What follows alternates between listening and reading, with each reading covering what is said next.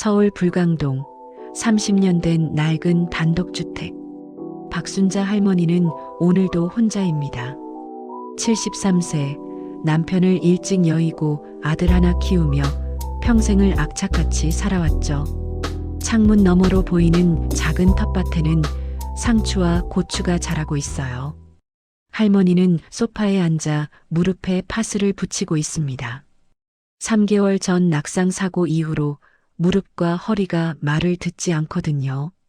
그때부터 요양보호사 김미선 씨의 도움을 받고 있습니다. 주 5회 아침 10시면 어김없이 찾아와 식사 준비부터 청소, 병원 동행까지 다 해주는 고마운 사람이에요. 어머니, 제가 없으면 어떡하시려고 그래요? 미선 씨는 늘 그렇게 말하며 환하게 웃었습니다. 오후 2시 휴대전화가 울립니다. 화면에 뜨는 건 낯선 번호예요. 여보세요? 할머니의 목소리가 조심스럽습니다. 고객님, 한빛은행 대출관리팀입니다. 박순자 고객님 맞으시죠? 남자 목소리가 차갑고 사무적입니다. 네, 그런데요. 고객님 명의로 나간 신용대출 5천만 원이 3개월째 연체 중이십니다. 오늘까지 원금과 이자 780만 원을 입금하지 않으시면 법적 조치에 들어갑니다. 할머니의 손이 떨립니다. 아니, 저는 대출 같은 거 받은 적 없는데요. 목소리가 갈라져요. 고객님, 7월 15일 오전 11시 22분 한빛은행 불광동 지점에서 직접 신청하셨습니다. 신분증과 인감증명서 제출하셨고요. 그럴 리가 없어요. 저는 그날 집에 있었다고요. 할머니는 거의 소리를 지릅니다. 고객님, 저희 기록에는 정상 처리로 되어 있습니다. 일단 연체금부터 납부하시고 이의가 있으시면 지점 방문하셔서 상담받으세요. 뚝 전화가 끊깁니다. 할머니는 멍하니 휴대전화를 내려다봅니다. 5천만 원이라니 상상도 할 수 없는 큰 돈이에요. 대체 무슨 일이 벌어진 걸까요? 손이 떨려 휴대전화를 제대로 잡을 수가 없습니다. 겨우 아들 민수의 번호를 찾아 전화를 겁니다. 엄마, 무슨 일이세요? 민수야, 큰일 났다. 은행에서 전화 왔는데 내 명의로 대출이 나갔대. 5천만 원이나. 뭐라고요? 엄마, 천천히 말씀하세요. 할머니는 떨리는 목소리로 방금 전 통화 내용을 설명합니다.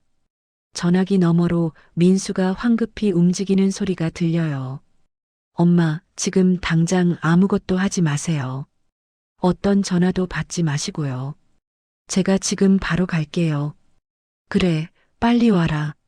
전화를 끄는 할머니는 소파에 주저앉습니다. 머릿속이 하얗습니다. 7월 15일, 그날은 분명 집에 있었어요. 아니, 잠깐. 그날 미선 씨가 병원 예약을 잡아줬다고 했던 것 같기도 하고요. 할머니는 거실 서랍장을 엽니다. 중요한 서류들을 보관하는 곳이죠. 비밀번호는 돌아가신 남편 생일 514입니다.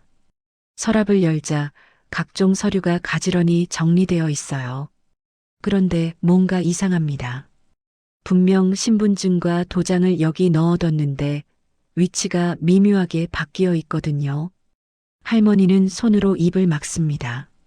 설마 그럴 리가 없어요. 미선 씨는 착한 사람인데 내가 딸처럼 대해줬는데.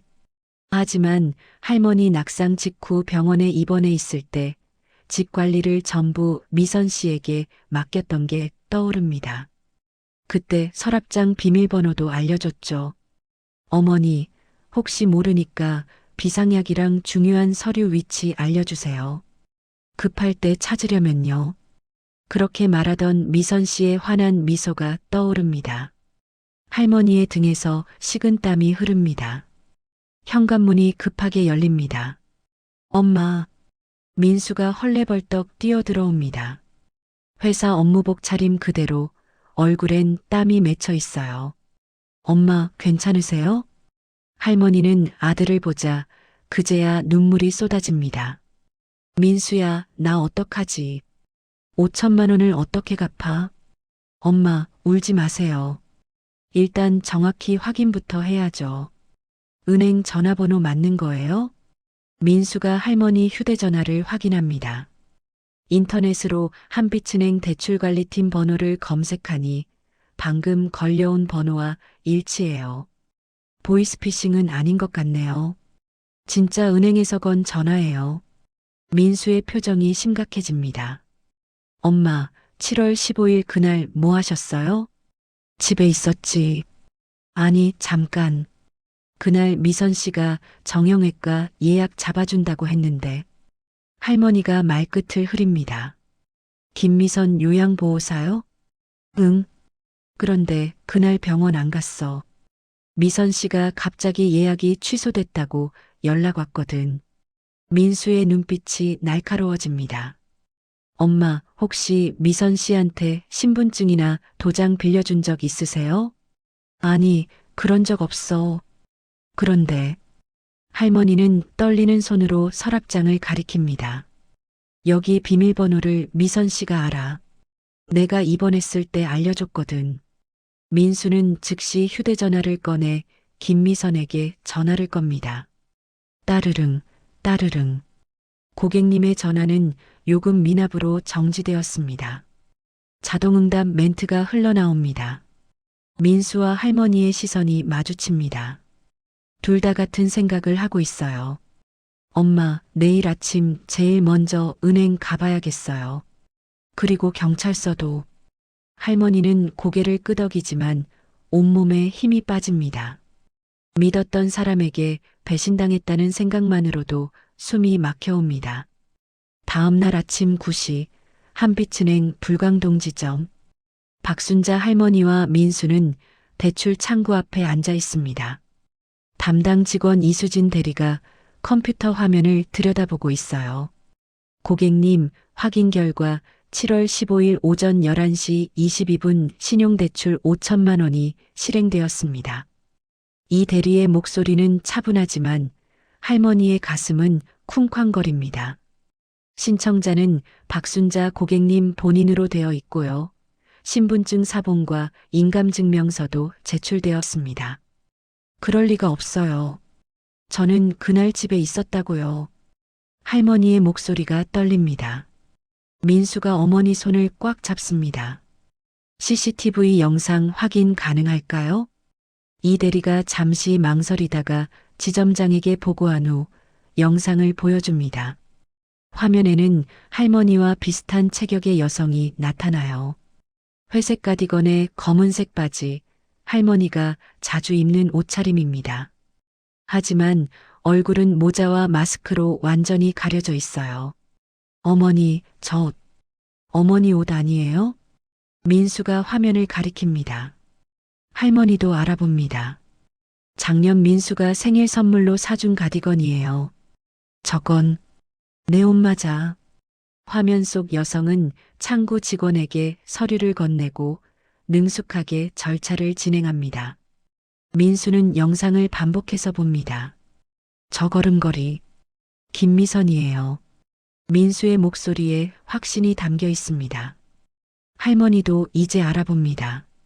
살짝 안쪽으로 굽은 어깨, 걸을 때 왼발을 약간 끄는 버릇. 분명 미선 씨예요. 고객님, 저희는 정상적인 절차를 거쳤습니다. 신분증과 인감증명서가 제출되었고 본인 확인 질문에도 정확히 답변하셨어요. 이 대리가 서류를 넘기며 말합니다. 주민등록번호 뒷자리, 주소, 전화번호 모두 정확했습니다. 민수의 얼굴이 굳어집니다. 그 정보를 어떻게 알았을까요? 김미선이 우리 어머니 집에 자유롭게 드나들었거든요. 할머니는 머릿속이 복잡합니다. 미선 씨가 집에 올 때마다 얼마나 친절했는지, 얼마나 자상했는지. 어머니, 오늘 날씨 쌀쌀한데 이 가디건 입으세요. 따뜻해요. 그렇게 말하며 옷까지 골라주던 사람이었어요. 그래서 대출금은 어디로 갔나요? 민수가 묻습니다. 신청자가 지정한 계좌로 송금되었습니다. 계좌주는 박순자 고객님 명의네요. 뭐라고요? 민수가 벌떡 일어섭니다. 어머니, 새로 만든 통장 있으세요? 아니, 없어. 나는 평생 한 통장만 썼다. 이 대리가 계좌 정보를 확인합니다. 이 계좌는 7월 10일에 개설되었네요. 불광동 지점에서요. 민수는 즉시 상황을 이해합니다. 김미선이 할머니 명의로 통장을 먼저 만들고 그 계좌로 대출금을 받아간 거예요. 은행에 책임이 있는 거 아닙니까? 본인 확인을 제대로 안 한 거잖아요. 민수의 목소리가 높아집니다. 저희는 규정에 따라 신분증과 인감증명서를 확인했습니다. 그 이상의 확인 의무는 없어요. 이 대리가 매뉴얼대로 대답합니다. 지점장이 나와서 상황을 중재하려 하지만 민수는 물러서지 않습니다. 70대 노인이 갑자기 5천만 원 대출을 받는데 한 번도 의심하지 않았다는 게 말이 됩니까? 고객님, 대출 승인은 신용평가 시스템에 따라 자동으로 이루어집니다. 지점장의 답변은 차갑습니다. 할머니는 그 순간 깨닫습니다. 미선 씨가 집에 입원해 있을 때를 노렸다는 것을. 그때 집에 있던 모든 서류에 접근할 수 있었죠. 신분증, 도장, 통장, 심지어 주민등록 등본까지. 어머니, 혹시 7월 초에 구청 다녀오신 적 있으세요? 아니, 없어. 왜? 인감증명서 발급하려면 구청 가야 하는데. 민수가 이 말을 짚습니다. 미선 씨가 어머니 인감도장 가지고 직접 떼온 거네요. 할머니의 입술이 파르르 떨립니다. 그렇게 믿었던 사람이, 자기를 엄마처럼 여겼던 사람이. 저희는 경찰에 신고하겠습니다. 은행 측도 수사에 협조해 주시기 바랍니다. 민수가 단호하게 말합니다. 이 대리는 서류 사본을 출력해 줍니다. 대출 신청서, 신분증 사본, 인감증명서, 모두 완벽하게 위조된 서류들이에요. 할머니와 민수는 은행을 나섭니다. 햇살이 따갑지만 할머니는 온몸이 얼어붙은 것 같아요. 엄마, 바로 경찰서 갑시다. 민수가 어머니를 부축합니다. 할머니는 고개를 끄덕이지만 다리에 힘이 들어가지 않습니다. 평생 모은 신용이, 평생 지켜온 명예가 하루아침에 무너진 기분입니다. 은평경찰서 민원실. 할머니와 민수는 금융범죄수사팀 정태훈 형사를 만납니다. 50대 중반, 회색 머리에 날카로운 눈빛을 가진 형사예요. 말씀하세요. 정 형사가 노트북을 열며 말합니다. 할머니는 떨리는 목소리로 처음부터 끝까지 설명합니다. 요양보호사 김미선이 3개월간 집에 드나들었던 것, 대출 사기를 당한 것, 은행에서 확인한 내용까지. 정 형사는 묵묵히 듣다가 고개를 끄덕입니다. 요양보호사를 사칭한 사기 사건이 요즘 부쩍 늘고 있습니다. 그의 말에 민수가 놀라 쳐다봅니다. 정 형사는 경찰 데이터베이스를 검색합니다. 지난 6개월간 서울 경기 지역에서만 비슷한 수법의 사건이 12건 접수됐어요. 화면에는 사건 목록이 쭉 나열되어 있습니다. 모두 70대 이상 독거노인이 피해자예요. 피해 금액은 건당 3천만 원에서 7천만 원 사이입니다. 수법이 거의 똑같아요. 정 형사가 사건 파일을 넘기며 설명합니다. 요양보호사나 가사도우미로 접근해서 신뢰를 쌓고 개인정보를 빼내 대출 사기를 치는 거죠. 김미선이라는 사람, 신상 조회 좀 해주시겠습니까? 민수가 간절한 목소리로 묻습니다. 정 형사가 키보드를 두드립니다. 잠시 후 그의 얼굴이 굳어집니다. 이거 이상한데요? 화면을 돌려 보여줍니다. 김미선, 1986년생, 요양보호사 자격증 보유. 하지만 주민등록 조회 결과 사망자로 표시되어 있어요. 사망일이 2023년 3월 5일이네요. 2년 전에 돌아가신 분입니다. 할머니와 민수는 말문이 막힙니다. 그럼 우리 집에 온 사람은 누구예요? 할머니의 목소리가 떨립니다.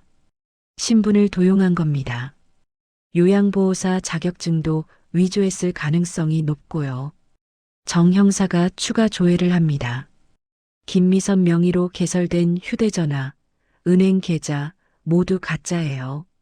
이 정도면 조직적 범행입니다. 혼자서는 불가능한 일이에요. 정 형사가 다른 사건 파일들을 펼칩니다.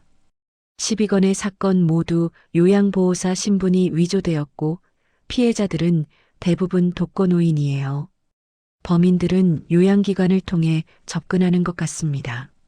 어머니, 김미선을 어디서 소개받으셨죠? 실버케어 요양센터요.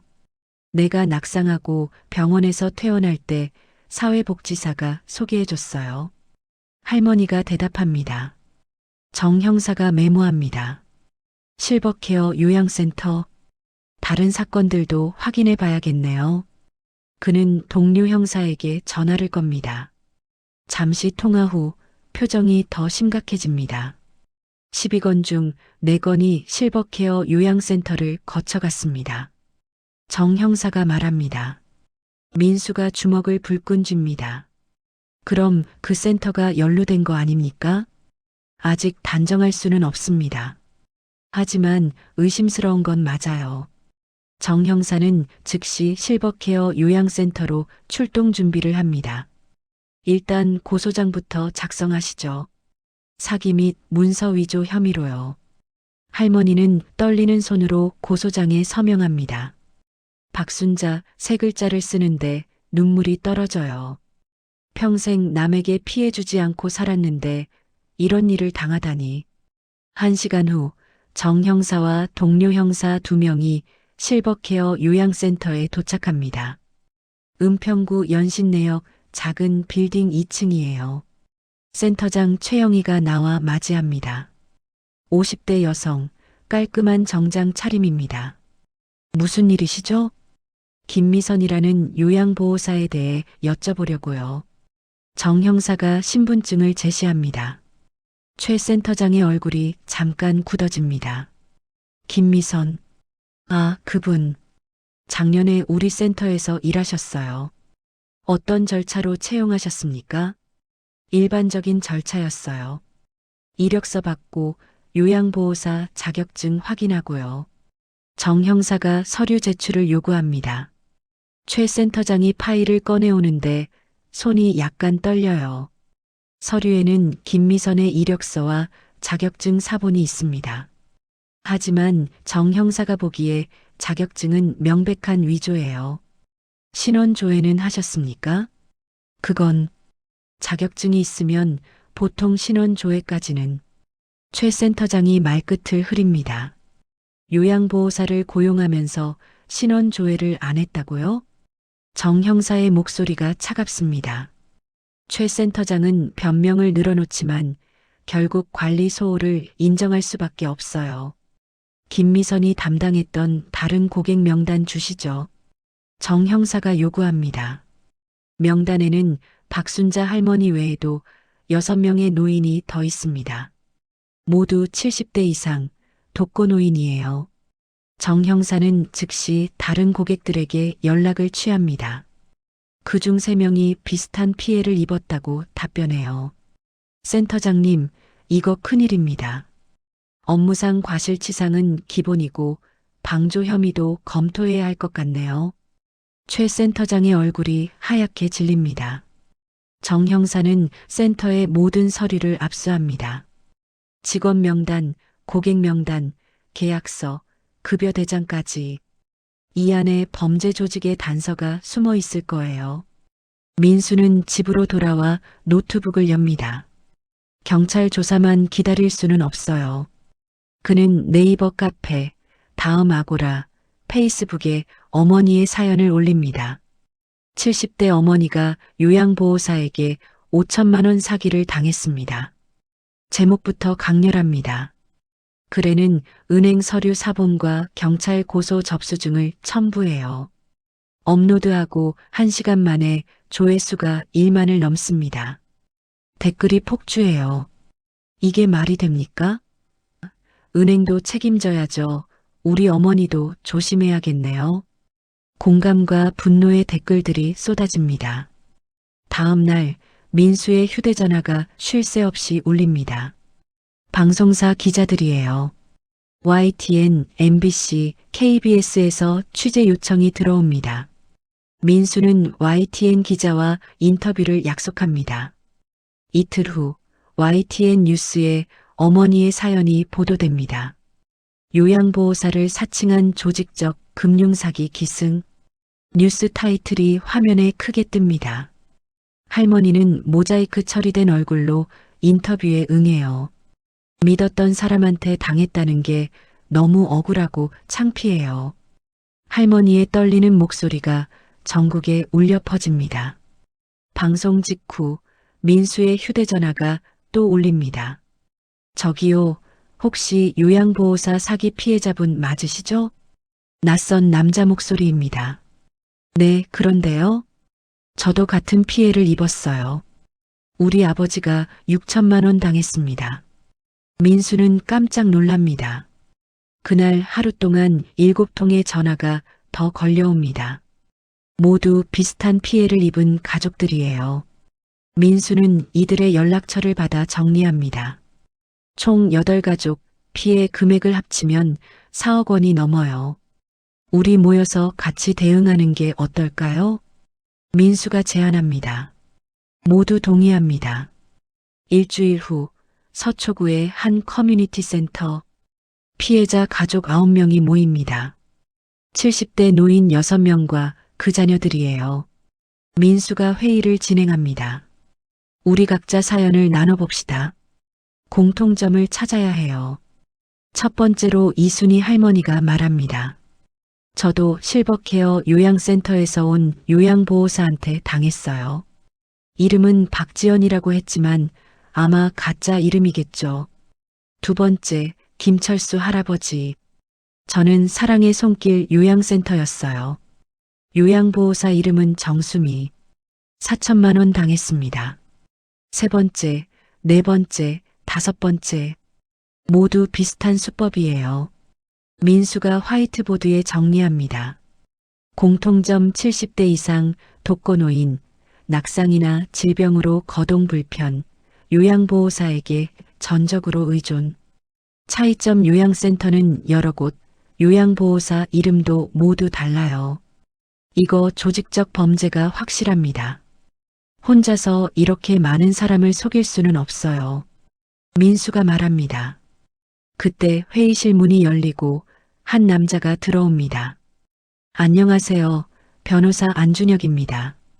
40대 초반 단정한 인상의 남자예요. 제가 YTN 뉴스 보고 연락드렸습니다. 무료 법률 자문 도와드리고 싶어서요. 안 변호사가 자리에 앉습니다. 여러분 사연을 들어보니 금융기관을 상대로 소송을 제기할 수 있을 것 같습니다. 은행을 상대로요? 누군가 묻습니다. 네. 금융기관은 대출 실행 시 본인 확인 의무가 있습니다. 특히 고령자의 경우 더 철저한 확인이 필요하죠. 안 변호사가 관련 판례를 설명합니다.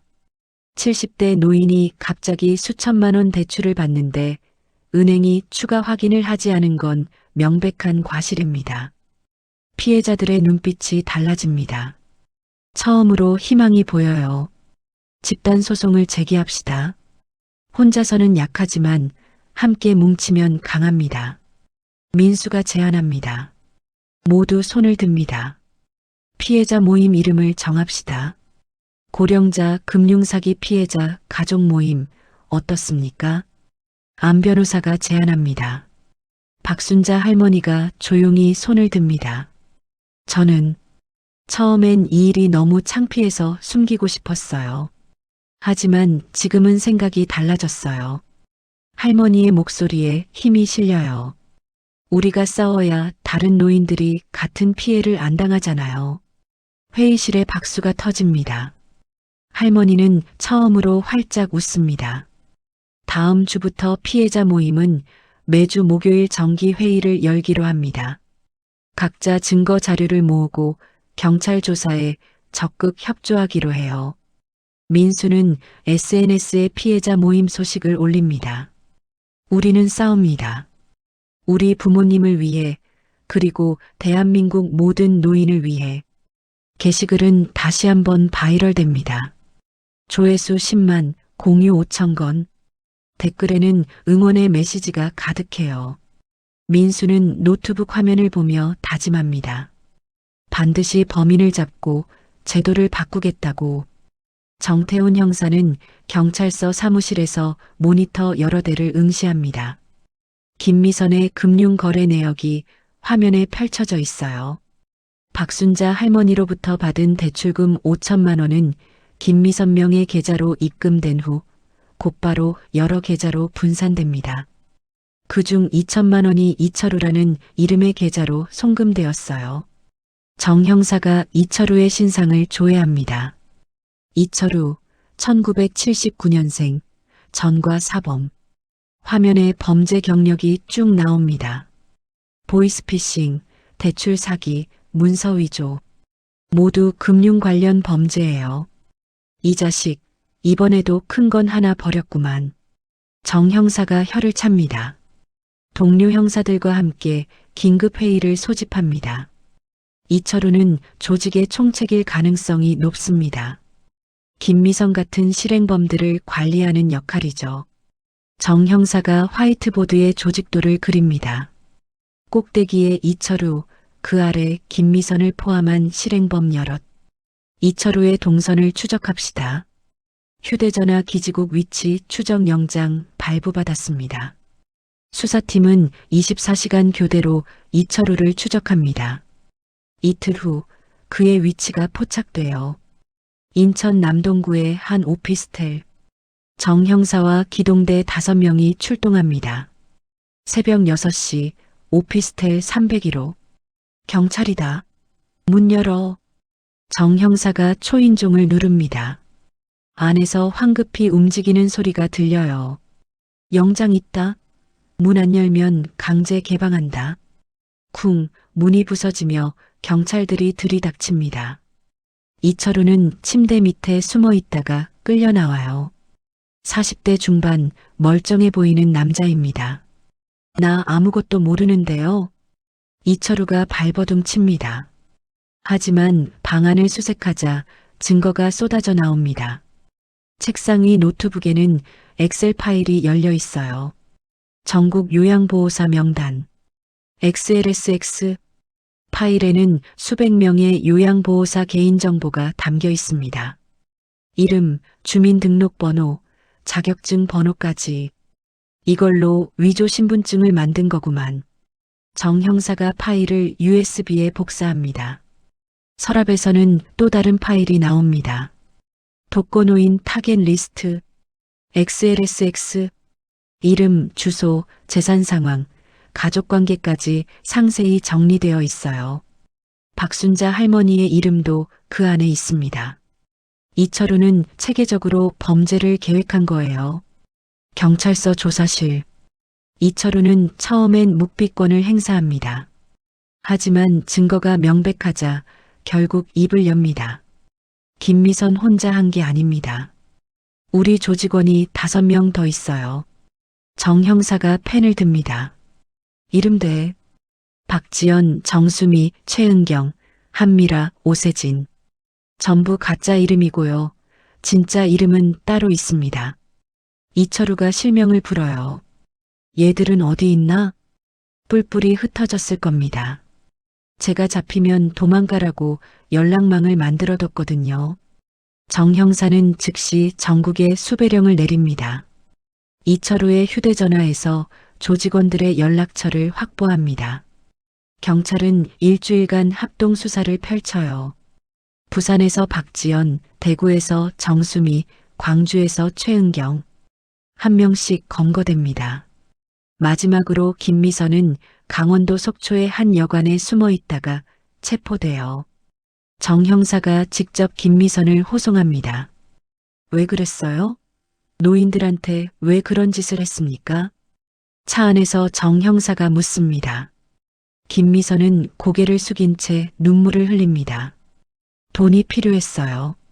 빚이 너무 많아서. 하지만 정 형사는 그녀의 눈물을 믿지 않습니다. 서울로 돌아와 본격적인 조사가 시작됩니다. 김미선의 통장 내역을 보니 2년간 12억 원이 넘는 돈이 입금되었어요. 빚 갚는데 12억이 필요했나? 정 형사가 비웃듯 묻습니다. 김미선은 대답하지 못합니다. 조사 결과 그녀는 2년간 30명 이상의 노인을 상대로 사기를 쳤어요. 가장 어린 피해자는 68세, 가장 나이 많은 피해자는 85세. 할머니들이 날 믿었어요. 나도 처음엔 미안했어요. 김미선이 떨리는 목소리로 말합니다. 그런데 돈이 들어오니까 점점 무뎌지더라고요. 이게 내일인 것처럼. 정 형사는 구역질이 납니다. 다음 날 정 형사는 기자회견을 엽니다. 기자들이 회견장을 가득 채워요. 요양보호사를 사칭한 조직적 금융사기단을 전원 검거했습니다. 플래시가 터집니다. 정 형사는 범죄 수법과 피해 규모를 상세히 설명해요. 총 피해자 43명, 피해액 18억 원에 달합니다. 기자들이 술렁입니다.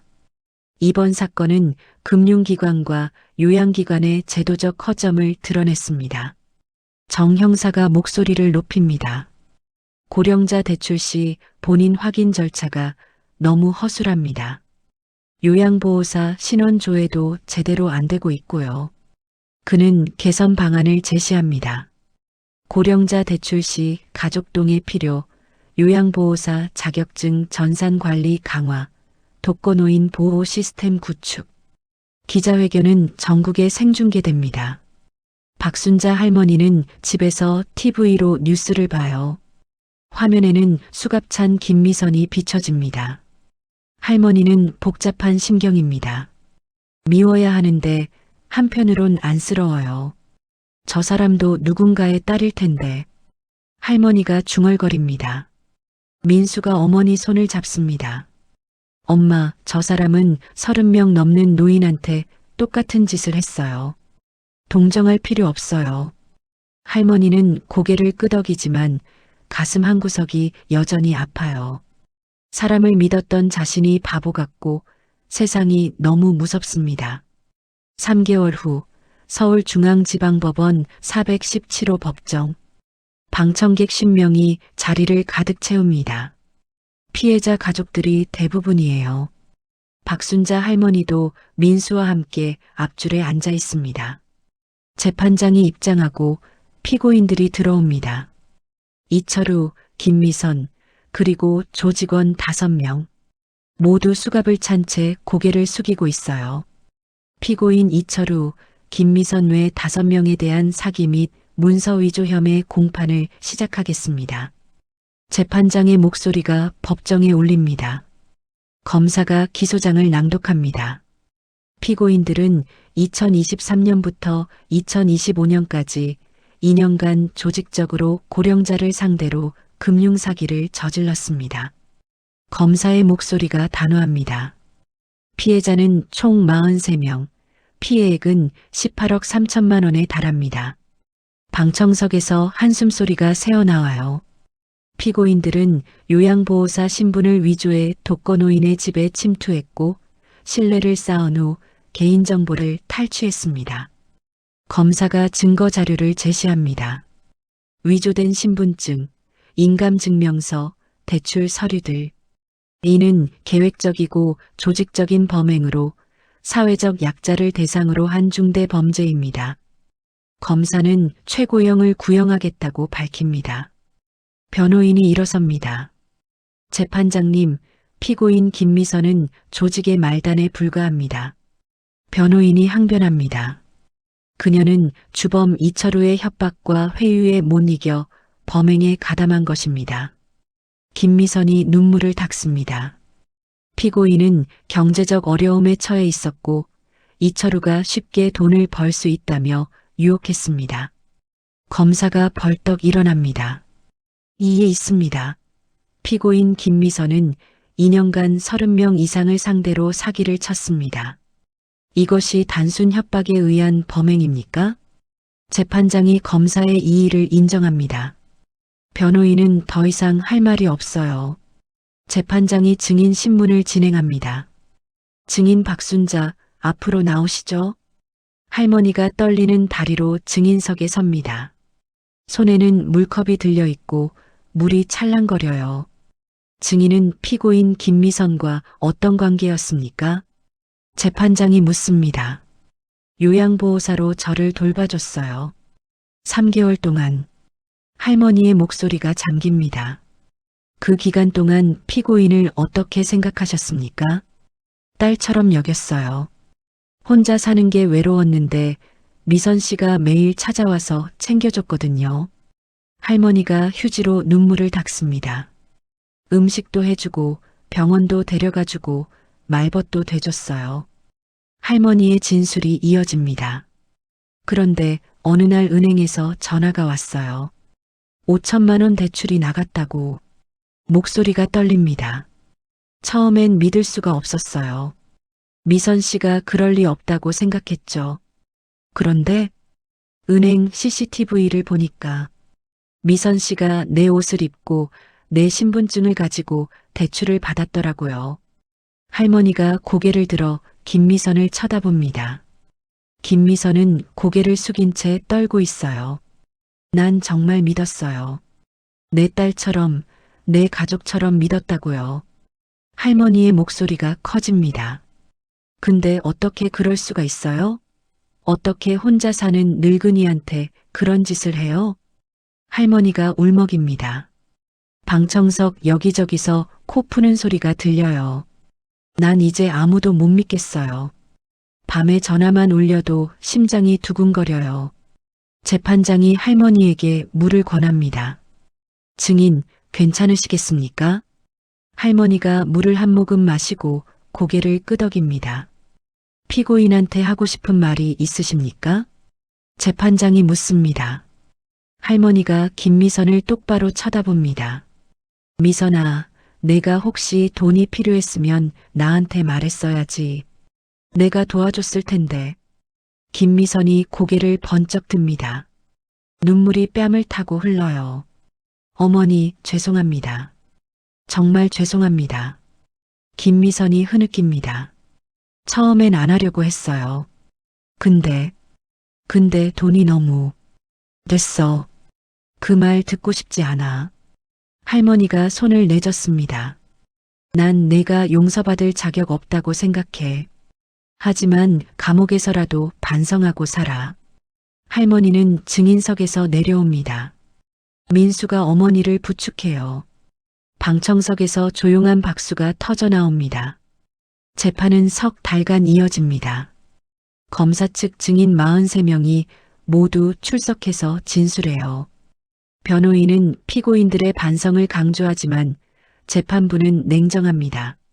최종 변론이 끝나고 판결일이 잡힙니다. 그날 법정은 다시 한번 가득 찹니다. 재판장이 판결문을 낭독합니다. 피고인 이철우, 징역 12년 및 벌금 5억 원. 피고인 김미선, 징역 7년 및 벌금 2억 원. 나머지 조직원들도 각각 5년에서 8년의 징역형을 선고받아요. 방청석에서 안도의 한숨이 나옵니다. 같은 날 오후 다른 법정. 피해자들이 금융기관을 상대로 낸 민사소송 판결이 나옵니다. 원고 일부 승소. 재판장이 선고합니다. 피고 한빛은행을 포함한 5개 금융기관은 대출 실행 시 본인 확인 의무를 소홀히 했습니다. 법원은 금융기관들에게 피해액의 30%를 배상하라고 판결해요. 전액은 아니지만 의미 있는 판결입니다. 박순자 할머니는 1,500만 원을 배상받게 됩니다. 나머지는 범죄 수익 환수로 일부 회수될 예정이에요. 법정을 나서며 할머니는 민수의 손을 꽉 잡습니다. 고생했다, 아들아. 아니에요, 엄마. 엄마가 더 고생하셨죠.